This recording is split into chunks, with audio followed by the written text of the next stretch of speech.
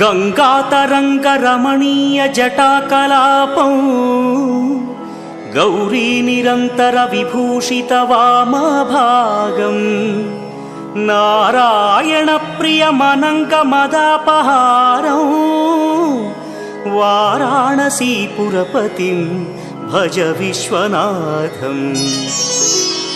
वाचामगोचरमनेक गुणस्वरूपं वागीश विष्णुसुरसेवितपादपीठं वामेन विग्रहवरेण्यकळत्रवन्तं वाराणसीपुरपतिं भज विश्वनाथम्।